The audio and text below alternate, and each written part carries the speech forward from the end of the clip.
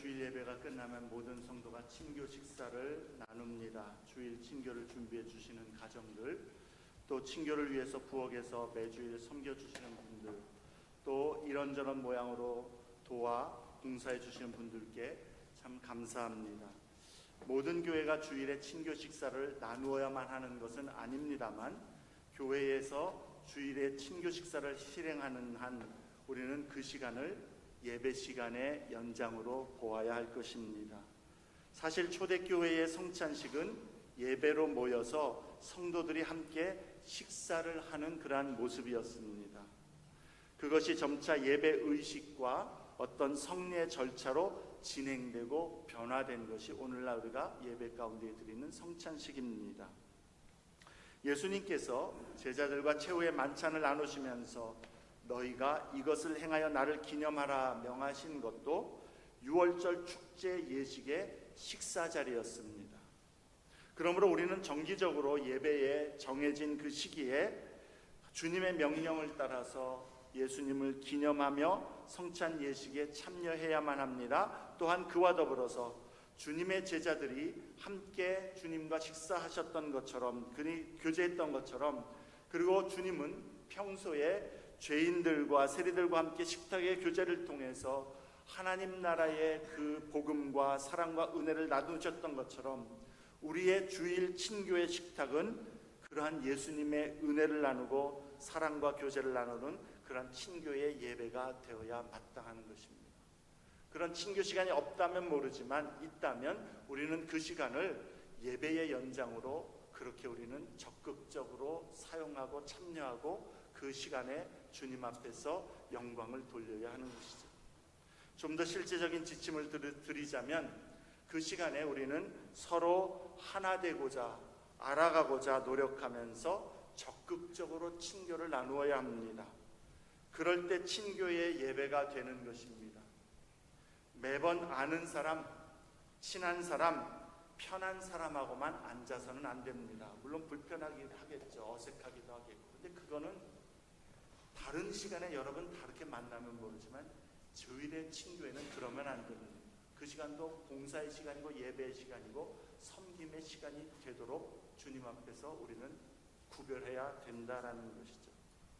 우리 교회에서도 생일별로 또 임팩트별로 선교회별로 이런저런 모양으로 서로 섞어서 앉도록 많이 애를 썼는데 어느 순간부터 아무리 얘기해도 안 따르더라고요. 그렇게 지도하시는 장로님이 나중에 지쳐서 더 이상 안 하시는 것 같아요. 돌아가야 되겠죠, 다시? 여러분, 우리는요, 친교 시간에도 노력해야 됩니다.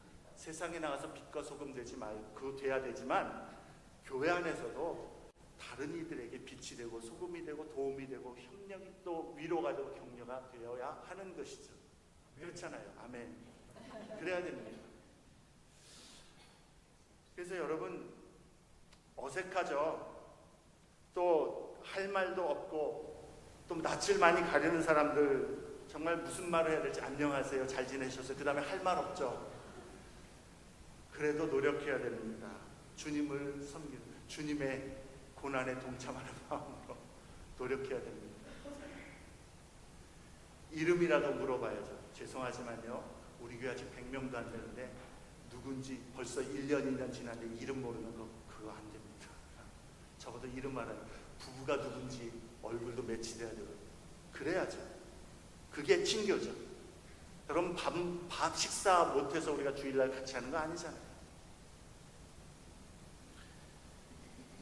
이런 말씀 드릴 때에만 그 주일만 잠깐 그러지 마시고 계속해서 주님의 공동체 안에서 한 가족이기 때문에 한 지체이기 때문에 가까이 지내고 서로 알려고 노력해야 합니다. 혼자 이야기하기 힘들면 친한 분하고 같이 짝지어서 그렇게 어색한 자리로 가시면 좋겠습니다. 어르신들하고 또 젊은이들하고 같이 하기 어렵죠? 근데 그것도 노력해야 돼요. 어르신들 옆에 가서 할 말 없죠? 제가 가르쳐 드릴게요. 그냥 어르신들께 아유 권사님이 계셔서 집사님이 계셔서 장로님이 계셔서 정말 고맙습니다. 그 말 한마디도 위로가 됩니다. 아 오늘 참 보기가 너무 좋으시네요. 오늘 입으신 옷 색깔이 너무 잘 어울리시네요. 여러분 그게 아무것도 아닌 것 같아도 위로가 됩니다. 또 기도해 드릴게요. 늘 마음에 감사한 마음이요. 그거 한마디. 그러면서 식사하면서 그냥 뭐 반찬 맛있죠, 뭐 어쩌 짜죠, 뭐 그런 얘기해도 괜찮습니다. 피할 것은요, 우리 어르신들이 그렇게 이야기할 때에 젊은이들에게 피할 것은 조언하거나 충고하거나 지적하려고 하지 마시고 그냥 젊은이들 칭찬해 주시면 될 것 같아요. 우리 젊은이들에게 또 어르신들이 이야기할 때에 참 젊은이들에게 아유 너무 보기 좋네, 귀하네, 우리 교회 기둥이네, 뭐 그렇게 얘기해 주시는 것만도 굉장히 힘이 되겠죠.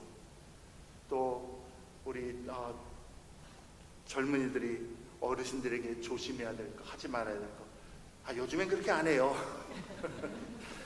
또 조언이나 충고를 들을 때에 이런 표정 짓지 말고 그 마음에 사랑하는 마음 때문인가 알고 귀담아 들으면서 또 했던 말 또 해도 벌써 7번 8번 들었어도 처음 듣는 것처럼 그러면 됩니다. 그것이요 주님을 사랑하고 경건히 사랑하는 모습이고 경건이고 섬김이고 예배입니다. 엄청난 거 그런 거 생각할 게 아니라 내가 주님의 마음으로 섬기는 것, 교회에서부터 가정에서부터 그게 경건이고 사랑이고 예배이고 거룩인 것이죠. 오늘 본문에 일어난 일들은 유대인의 큰 명절 중 하나인 유월절 양 잡는 날에 있었던 내용입니다. 12절에 무교절 첫날이라고 말씀하는 것은 유월절 양 잡는 날로부터 시작해서 8일간 누룩이 들어가지 않은 떡을 먹는 그런 무교절을 지키는 그 절기이기 때문에 유월절, 무교절 이거를 그냥 거의 동의어로 사용하여 부르는 것입니다. 유월절이라고 하는 것은 유대인의 한 해의 첫째 달인 니산월 14일로 지키는 절기인데요. 현대 달력으로 이야기하면 3월 말에서 4월 말 사이가 유대인들의 그 정월입니다. 첫째 달입니다. 그리고 오늘 본문의 유월절 사건이 특별한 것은 이날은 예수님께서 십자가에 달리시기 전날 목요일에 일어난 내용들로서 3가지 장면을 이야기해주고 있기 때문입니다. 첫째는 12절부터 16절에 예수님께서 제자들과 함께 유월절 만찬을 준비하는 내용입니다.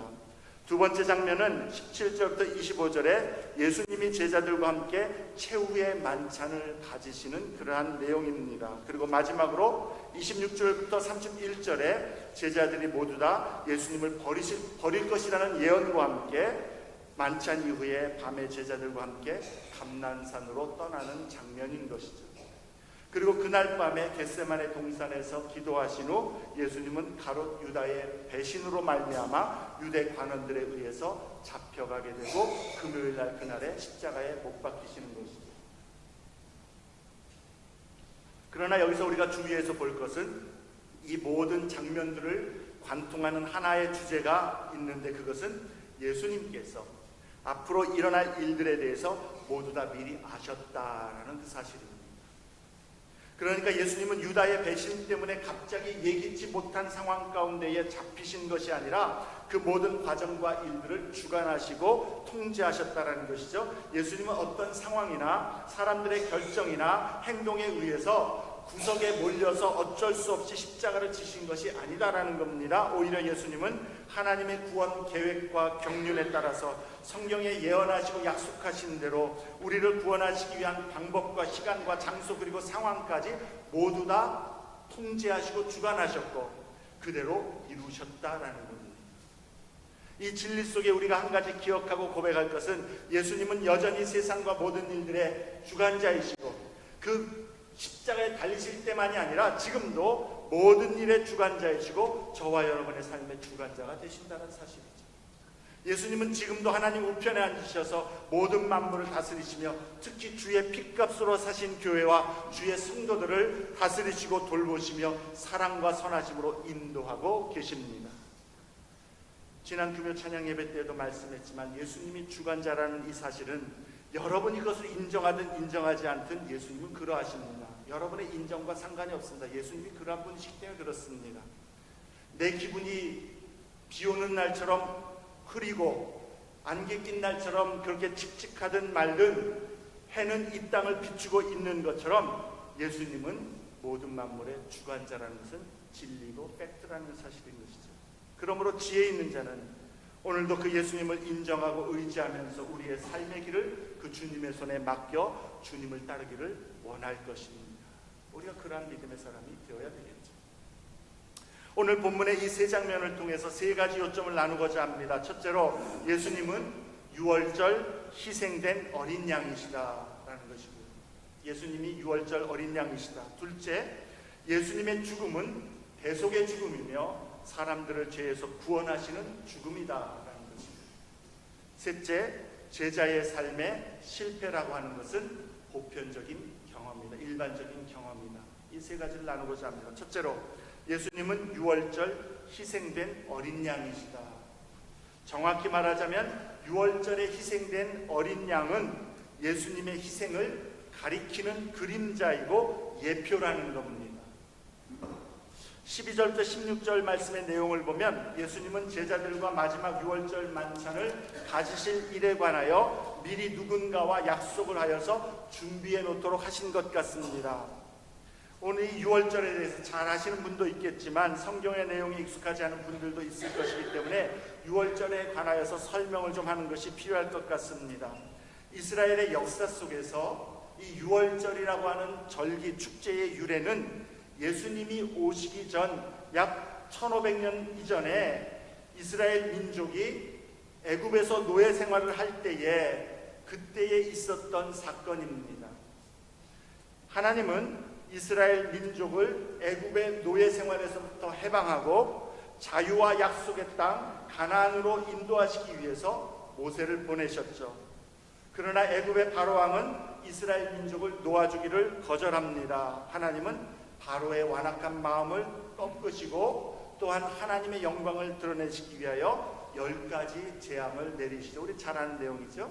그리고 그 10가지 재앙의 마지막 10번째 재앙은 애굽 땅에 있는 모든 장자를 첫 번째 그 아들을 치심으로 심판하는 것이었습니다.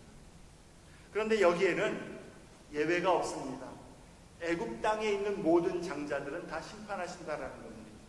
애굽 사람뿐만 아니라 애굽 땅의 모든 가정, 모든 장자에게 내리시고 심지어는 가축들에게까지도 이 일이 포함되었습니다. 그러므로 이스라엘 백성도 애굽 땅에 있는 이스라엘 백성도 예외는 아니었다라는 거예요. 그런데 그 재앙을 피할 수 있는 방법, 죽음의 심판을 피할 수 있는 방법을 하나님께서 알려주셨죠.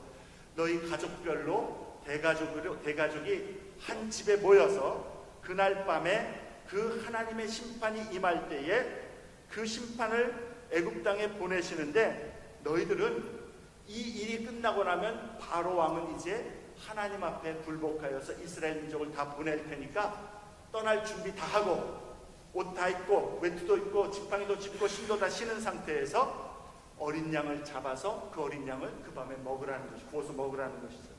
근데 그 어린 양을 잡을 뿐만 아니라 그 어린 양을 잡아서 그 양의 피를 가족이 모여있는 그 집에 문설주에 바르라는 겁니다. 문 위에 기둥에도 바르고 옆에 기둥에도 바르고 문 지방 위쪽에 있는 것도 바르고 피로 바르라는 것이죠. 그래서 그 밤에 하나님의 심판의 사자가 애굽 땅에 있는 모든 장자들을 죽음으로 심판하실 때에 그 문에 문설주에 어린 양의 피가 발라져 있는 집을 보게 되면 그 사자가 그 집을 넘어갈 것이고 그래서 그 집에 거하는 모든 사람은 죽임을 당하지 않고 안전할 것이다 라고 약속해 주신 것이죠. 유월절이라는 이름의 의미가 그것입니다. 넘을 유자, 넘을 월자, 죽음이 넘어감으로 이 집을 넘어감으로 생명이 보존된다라는 것이고 심판을 받지 않는다라는 것이죠. 하나님의 이 말씀을 듣고 그 믿음으로 그대로 행하고 그 집에 그 하나님의 말씀하신 대로 행하여 그 집에 있는 자는 죽음을 면하고 구원을 얻을 것입니다. 그런데 하나님 이렇게 말씀하셨어도 믿지 아니하고 바르지도 않고 집안에 있지도 않는다면 그 가정의 장자는 죽임을 당하는 것이죠.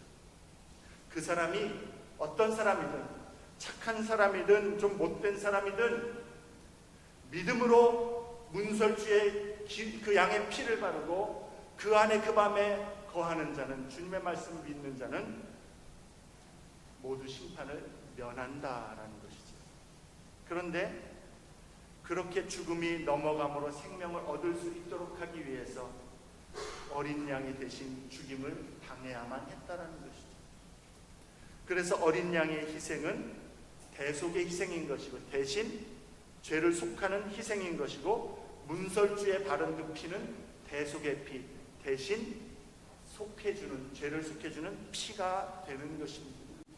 하나님은 이런 방법을 통해서 이스라엘을 애굽에서 해방하여 이끌어내시고 그들을 자유케 하시고 약속의 땅으로 이끌어 주셨습니다. 그리고 이 사건을 기념하고 축하하기 위해서 이스라엘은 매년 유월절을 지키면서 그 유월절에 만찬을 나누었던 것이죠. 그런데 하나님께서 애굽의 모든 장자를 심판하실 때 어린 양의 피를 문설주에 바르고 그 집에 거한 자들이 생명의 보전을 받은 것은 하나님께서 장차 그리스도를 통하여 온 세상의 모든 시대의 그의 백성을 죄의 심판에서 구원하실 대속의 희생과 대속의 피를 예표하는, 가리키는 사건이다라는 겁니다. 실물 교육을 시켜줬다라는 거예요. 하나님께서 예수 그리스도를 통해서 이루신 그 죄의 그 구원의 그 모습을 실물 교육을 통해서 이미 보여주신 것입니다.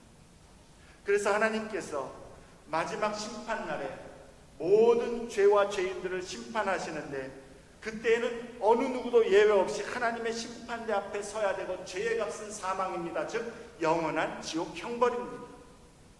그러나 우리의 죄를 위해서 예수 그리스도께서 이루신 십자가의 대속의 희생과 대속의 피를 믿음으로 예수 안에 거하는 자에게, 믿음으로 예수님이 나의 피난처가 되십시오, 나의 구원자가 되십시오, 나의 죄를 예수님이 용서해 주셨음을, 십자가에서 대속하여 주셨음을 믿습니다라고 고백하면서 예수 안에 믿음으로 거하는 자에게 하나님께서는 그 영원한 심판, 지옥의 형벌을, 그 영원한 죽음을 넘어가게 하시겠다라는 약속인 것입니다. 어린 양의 대속의 피를 믿음으로 자기 집 문설주에 그 피를 바르고 그 안에 거했던 사람들이 모두 죽음의 심판을 면할 수 있었던 것처럼, 믿음으로 예수 그리스도의 십자가 대속의 죽음과 보혈을 믿고 그 마음을 예수의 보혈로 믿음으로 적심으로 말미암아 예수 안에 거하는 모든 자는 하나님의 최후의 심판과 형벌을 면할 것이다 라는 선언인 것이죠. 왜냐하면 예수님이 유월절 어린 양처럼 우리가 죄의 심판과 죽임을 당할 그 자리에서 우리를 대신하여 죄 속함의 피를 흘리셨고 희생되시고 죽임을 당하셨기 때문입니다.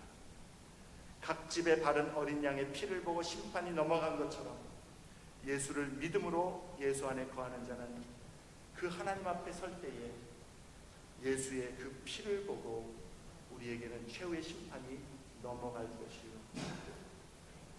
우리에게 영원한 죽음이 아닌 영원한 생명, 그리고 구원과 하나님의 복을 얻게 하실 것입니다. 이것이 하나님께서 그리스도 예수 안에서 약속하신 복음이고 선언인 것이죠. 약속입니다. 사랑하는 여러분, 예수 믿으면 구원 얻고 영생을 얻습니다. 간단합니다. 예수 믿으면 구원을 얻고 영생을 얻습니다. 두 번째로, 예수님의 죽음은 대속의 죽음이며 사람들을 죄에서 구원하시는 죽음입니다. 이 말의 진정한 의미는 로마서 8장 말씀인 것이죠. 그러므로 이제 그리스도 예수 안에 있는 자에게는 결코 정죄함이 없나니, 이는 그리스도 예수 안에 있는 생명의 성령의 법이 죄와 사망의 법에서 너를 해방하였습니다. 이 선언인 겁니다. 이것을 믿으시기 바랍니다. 믿음으로 예수 안에 있는 자는 결코 정죄함이 없다 선언합니다. 죄와 사망의 법에서 해방되었다, 자유함을 얻었다라고 말씀합니다. 이것이 복음인 것이고, 이것이 예수로 말미암아 내가 믿을 때에 나는 공로가 없으나 나는 여전히 부족하나, 그 집안에 어린 양의 피를 바른 집안에 있는 자는 그가 선한 자이든지 부족한 자이든지 구원함을 얻었던 것처럼 예수 안에 믿음으로 거하는 자는 구원함과 생명의 복을 얻게 하시고 주님의 자녀가 되게 하시고 하나님의 나라를 유업으로 주시겠다라는 것이 하나님의 약속이고 그게 복음입니다. 예수님의 죽음이 이러한 놀라운 구원을 성취하셨음을 깨닫도록 예수님은 제자들과 함께 유월절 만찬을 드시는 도중에 유월절 만찬에서 먹고 마시는 떡과 잔의 의미가 무엇인지를 가르쳐 주신 것이죠. 이게 바로 내가 너희를 위하여 너희의 죄를 속하기 위하여 찢기는 몸이고 흘리는 피다라는 겁니다. 대속의 죽음이다라는 것이죠. 17절부터 18절에 먼저 예수님은 식사 중에 충격적인 선언을 하십니다. 너희 중에 한 사람 곧 나와 함께 먹는 자가 나를 팔리라. 충격이죠. 예수님은 굉장히 아픈 마음으로 말씀하셨을 것 같습니다. 여러분, 저 사람이 나를 배반하고 나를 정말 해하는 걸 알면서 함께 식탁의 교제를 나눈다는 것, 얼마나 고통스러운 일이었겠습니까마는 거기에 또한 예수님의 크신 사랑과 은혜의 마음을 볼 수 있어야 되는 것이죠. 제자들은 놀라서 한 사람씩 돌아가면서 묻습니다. 나는 아니지요. 그 말의 의미는 뭘까요? 주님, 나는 그런 사람 아닌데 난 아니기를 원합니다. 자기를 살피는 마음에서 한 명씩 물어보았겠죠. 그리고 예수님이 그래 너는 아니야 라고 막 확답해 주시기를 원했을 것 같습니다. 우리의 신앙생활에도 나는 아니기를 살피는 마음이 필요합니다. 나는 안 그럴 수 있어 라는 확신이 아니라, 물론 우리는 그러지 않기를 원하고 그러지 않기를 힘쓰지만, 그러나 하나님의 은혜로 내가 생활 속에서도 그리고 궁극적으로 예수를 배반하지 않고 예수를 거역하지 않고 예수 안에 온전히 따르기를 원하는 그 하나님의 은혜에 의지하는 마음이 우리에겐 필요한 것이죠. 그때 예수님께서 20절에 대답합니다. 12 중에 하나 곧 나와 함께 그릇에 손을 넣는 자니라. 이 말씀은요, 새로운 정보를 말씀해 주시는 것이 아니라 내가 지금 같이 이 떡을 같이 빵에 찍어 먹는 자 그 사람이야 라고 예수님이 가르쳐 주기 위한 말씀이 아니라 배신자가 그들 가운데 있다라는 것을, 함께 식사하고 있다라는 그 사실을 재확인시켜주는 그런 말씀일 것입니다. 다른 사람들은 그 예수님의 말씀에 모두 다 떨림으로 겸비한 마음으로 자신을 돌아보았을 것입니다. 다만 한 사람 가롯 유다만이 겉으로는 아닌 척하면서 마음에 찔렸을 것입니다. 그리고 이 일 역시 주님은 유다에게 마지막 회개의 기회를 주시는 은혜의 손길이었던 것이죠. 그리고 예수님은 22절부터 25절에 떡과 잔의 의미를 말씀해 주십니다. 유대인들의 그 유월절 만찬에서는 총 4부분으로 구성되어 있다고 볼 수가 있습니다. 4개의 포도주 잔이 있는데 그 각 포도주 잔마다 각 부분마다 이 만찬을 주관하는 사람, 일반적으로 그 가정의 아버지죠. 여기선 예수님입니다. 그 만찬을 주관하는 사람이 여기 있는 떡, 이 무교병, 누룩을 넣지 않은 떡의 의미가 무엇인지, 쓴 나물의 의미가 무엇인지, 이 포도잔의 의미가 무엇인지를 설명을 해주는 겁니다. 이 4개의 포도주 잔을 놓는 것은 출애굽기 6장 6절부터 7절에 주신 하나님의 약속의 상징들입니다. 우리 한번 같이 찾아보시면 좋겠습니다. 출애굽기 6장 6절부터 7절 상반절 말씀까지 구약의 88쪽쯤 되어 있습니다. 출애굽기 6장 6절에서 7절 상반절. 그러므로 이스라엘 자손에게 말하기를 나는 여호와라. 내가 애굽 사람의 무거운 짐 밑에서 너희를 빼내며 한 번이고요. 그들의 노역에서 너희를 건지며 두 번째. 그리고 세 번째는 편팔과 여러 큰 심판들로서 너희를 속량하여 그리고 너희를 내 백성으로 삼고 나는 너희의 하나님이 되리라. 즉 빼내고 건지고 속량하고 백성으로 삼겠다라는 이 4가지 약속에 근거하여서 그것을 상징하는 4개의 잔을 유월절에 나누는 것이죠. 애굽 사람의 무거운 짐 밑에서 너희를 떼어내겠다. 애굽에서의 탈출을 의미하고 모든 짐을 벗기겠다라는 겁니다. 예수님이 어린 양이라고, 유월절의 어린 양이라고 한다고 우리에게는 무엇을 의미합니까? 예수 안에서 너희의 죄의 짐을 벗겨내겠다라는 것이죠. 죄의 짐을 다 벗어지게 하겠다. 두 번째로 그들의 노역에서 너희를 건지겠다. 종살이의 해방입니다. 모든 억압을 끊어버리시겠다라는 것이죠. 우리에게는 예수님이 그 유월절 어린 양으로서 무엇을 약속하시는 것입니까? 죄의 권세로부터 너희를 자유하게 하겠다는 것. 더 이상 너희가 죄의 종이 되지 않게 하겠다는 것이죠. 셋째로 하나님의 편팔과 큰 심판으로 너희를 속량하겠다. 하나님의 능력을 통한 구속을 의미하는 것이고 구원하여 자유인이 되게 하시겠다라는 것이죠. 죄로부터의 정결함과 자유함, 하나님 앞에 나아갈 수 있는 그런 복을 주시겠다라는 거예요.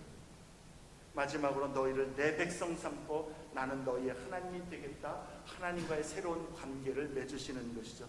하나님의 언약 백성이 되고 하나님의 자녀가 되게 하시겠다라는 겁니다. 이게 예수님께서 만찬에서 이것을 설명하시면서 이 떡의 의미와 잔의 의미를 주시는 이유가 예수님이 그러한 일들을 행하시겠다는 겁니다. 다시 말해서 예수를 믿으면, 예수 안에 믿음으로 거하면 너희는 죄로부터 죄의 짐이 벗어지고 죄의 권세로부터 벗겨졌고 또한 죄의 모든 그 더러움으로부터 정결하거나 하나님 앞에 나아가는 존재가 되고 하나님의 자녀로서 하나님의 복을 누리는 하나님의 백성이 된다는 선언인 것이죠. 예수님은 만찬의 그 사회자로서 세 번째 잔을 들면서 만찬의 의미를 설명하실 때에 전통적인 그러한 설명이 아니라 떡을 가지사 축복하시면서 제자들에게 받으라, 이것은 내 몸이니라 말씀하시고, 또 잔을 가지고 감사하시면서 잔을 주시면서 이것을 다 마시라, 이것은 많은 사람을 위하여 흘리는 나의 피, 곧 언약의 피라, 그렇게 말씀하십니다. 떡, 우리가 성찬에서 나누는 떡은 예수님의 몸이라는 겁니다. 예수님의 몸을 상징하는 것이죠. 예수님의 죽으심을 기념하라는 겁니다. 이 떡을 내 몸이라 이야기하는 것은 예수님의 성육신, 고난과 죽음, 부활과 승천, 그 모든 것들을 의미하는 것이고, 이 떡을 받아 먹으라라는 것은 믿음으로 예수님의 삶에 동참해라, 예수님의 구원에 참여해라, 예수님의 구원의 유익을 얻어라, 그 말인 것이죠. 그러니까 우리가 성찬 때 떡을 받아 먹을 때에 예수님께서 행하신 우리 이 네 가지 잔에 우리를 죄의 짐을 벗기고 우리를 죄의 권세로부터 자유케 하고 깨끗게 하고 하나님의 언약 백성된 하나님의 자녀된 그것을 확증하고 감사하고 고백하라는 겁니다. 두 번째로 잔을 가지고 많은 사람을 위하여 흘리는 바 곧 언약의 피다라고 말씀하는 것은 너희의 죄를 대속하기 위하여 흘린 피이다라는 겁니다. 그 피로 너희가 정결함을 얻게 되었다라는, 하나님 앞에 정결한 자, 하나님 앞에 나아갈 수 있는 자가 되게 하셨다라는 거예요. 이 언약의 피는요, 출애굽기 24장에 보면 이스라엘 백성이 처음으로 하나님하고 언약을 맺으실 때 하나님께서는 이스라엘 70 장로와 지도자들을 하나님의 시내산으로 올려 부르십니다. 그때에 먼저 하나님께서는 이 희생 제물을 잡고 그 희생 제물의 피를 반은 제단에 뿌리고 반은 백성에게 뿌렸다 그래요. 그리고 난 다음에 하나님 앞에서 그 시내산 위에서 이 백성의 모세와 70인의 장로들이 하나님을 보며 하나님의 보좌를 보며 음식을 먹었다라고 이야기합니다. 그들이 그 뒤에 보면 그들이 하나님을 보았는데 하나님께서 그들에게 손을 대지 않았다라고 얘기해요. 왜? 죄인이 하나님을 보았는데도 왜 죽지 않은 겁니까? 그 언약의 피, 하나님과 언약 관계로서 하나님의 새로운 관계로서 정결하게 된 그러한 자들로 하나님 보시겠다는 것이죠. 그 언약의 피가 바로 예수 그리스도의 피라는 겁니다.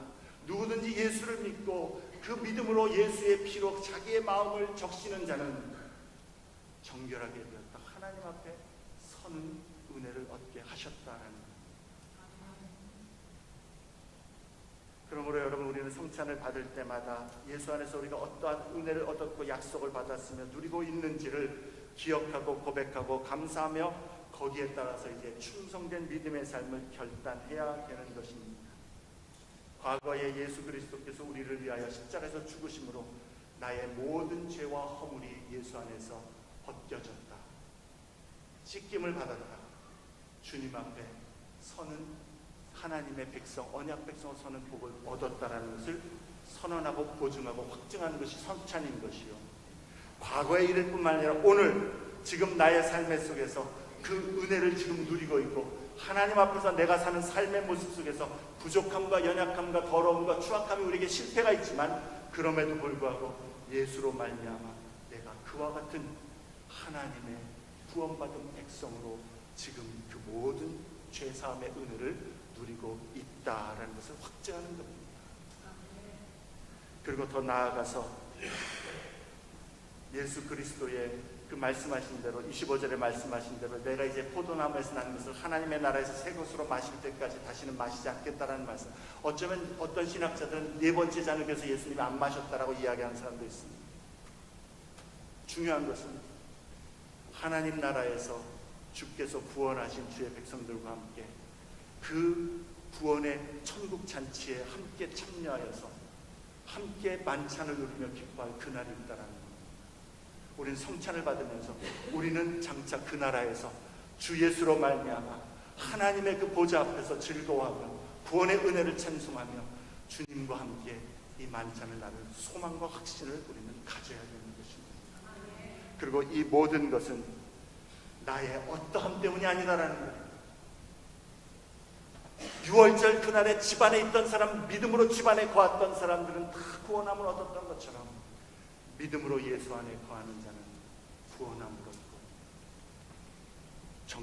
정죄함이 없이 생명을 얻는다는 것이 예수님의 십자가 대속의 은혜이고 약속인 것이죠. 이 말은 우리가 그러니까 이제는 죄를 져도 괜찮았다, 그 말이 아닙니다. 우리가 그것을 진짜 믿는다라는 것에 여러분 가장 확실한 표가 뭔지 아십니까? 내 마음에 주님을 더 사랑하길 원하고 주님을 향하여 더욱더 믿음으로 살아가기를 원하는 마음이 있는 겁니다. 그 마음에 정말 믿음이 있는 자는 그러니까 죄를 지어도 되네가 아니라 그러니까 주님의 은혜에 합당하게 더 주를 사랑하길 원합니다, 주님을 더 섬기길 원합니다라는 고백이 성령의 열매이고 결과인 것이죠. 그래서 세 번째, 제자의 삶의 실패는 보편적인 경험이다라는 것입니다.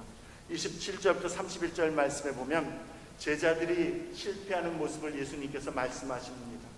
가롯 유다만이 예수님을 배반하는 것이 아니라 모든 제자들이 예수님께서 말씀하시기를 너희가 다 나를 버리리라 이렇게 말씀합니다. 베드로는 예수님을 2번 부인할 것이다 말씀하시고 이 말씀이 그대로 다 성취가 된 것이죠. 여러분 마태복음에 보면 여러 번 제가 언급을 했지만 마태복음의 특징 중에 하나는 제자도의 실패입니다. 마태는요 6장 30절부터 16장 마지막 그 16장 8절까지의 내용을 보면 제자들의 실패가 모든 장면에서 지배적으로 나타나고 있다는 것을 우리는 발견하게 됩니다. 우리에게 무엇을 보여줍니까? 하나님의 백성에게 우리가 믿음으로 살지만 실패와 넘어짐은 보편적이다라는 겁니다. 무슨 말인가 하니 제자들은 반드시 실패해야만 한다는 게 아니라 제자들은 실패하는 존재이다라는 거예요. 저와 여러분이 그렇다라는 겁니다.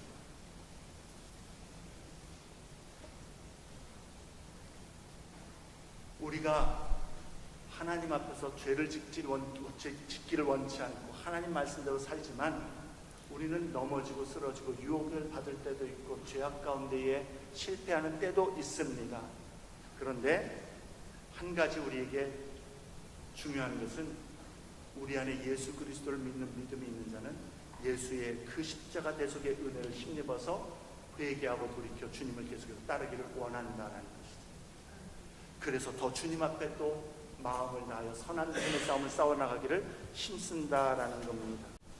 오늘 말씀에 보면 예수님께서 너희가 다 나를 버리리라 말씀하시면서 27절에 내가 목자를 치리니 양들이 흩어지리라 스가랴 13장의 말씀을 인용하십니다. 양들을 친다라는 것, 예수님께서 잡히시기 때문에 제자들은 어쩔 수 없이 배반하고 실패하고 도망갑니다.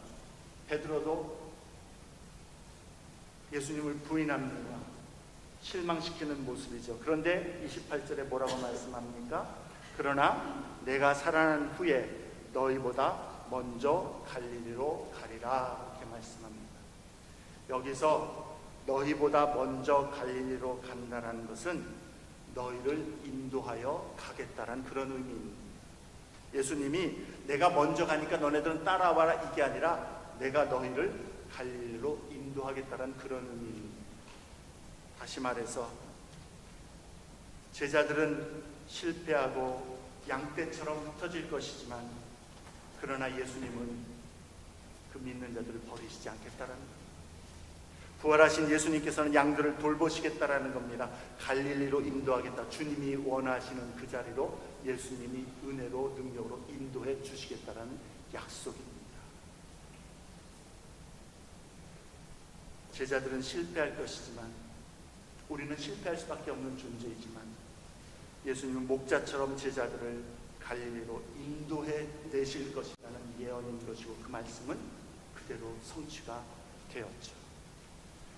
여러분, 참 제자의 모습은요 완벽한 것이 아닙니다.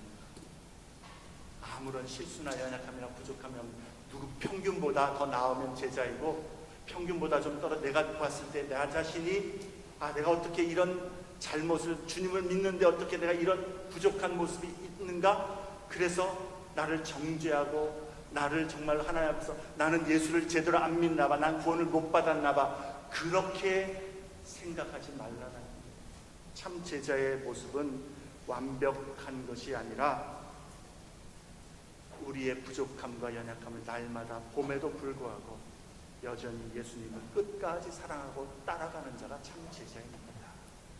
그래서 성경은 예수 안에 있는 자에게 결코 정죄함이 없나니라고 말씀하시면서 그 은혜 안에서 주님이 인도하시는 대로 따라가라. 주님이 우리를 빚어가실 것이기 때문에 우리를 성화시켜 가실 것이기 때문에 우리를 더 온전하게 만들어 가실 것이기 때문에 그리고 궁극적으로 예수 안에서 주님이 다시 오시는 때에 우리를 완전하게 변화시키실 것이기 때문에 참 제자는 오늘도 주님 앞에서 믿음으로 순종하고 주의 뜻에 따라 살기를 힘쓰지만 넘어지고 쓰러지고 부족한 모습, 실패한 모습을 볼 때에 죄책감이 나는 예수를 제대로 안 믿는 사람인가 봐의 죄책감이 아니라 내가 또 이런 연약한 자가 되어서 하나님 앞에 범죄하였는데 하나님 앞에 이렇게 살면 안 되는데 예수의 십자가 앞에 달려가 그러기 때문에 나는 예수의 구원의 은혜 아니면 소망이 없습니다라고 고백하면서 십자가 앞에 우리의 죄악을 내려놓고 주님 앞에 올려드리면서 주님 앞에 우리의 죄를 고백할 때 죄사함을 얻게 하신 주님의 그 약속을 또한 바라보면서 감사하면서 또 일어나 오늘도 주님을 더 사랑하고 주님을 향하여 더욱더 믿음으로 나아가기를 힘쓰는 것입니다. 우리는 그러한 믿음의 사람이 되어야 되는 것입니다. 그때에 그러한 자들에게 하나님께서는 성령으로 말미암아 우리 지난번 이야기했죠.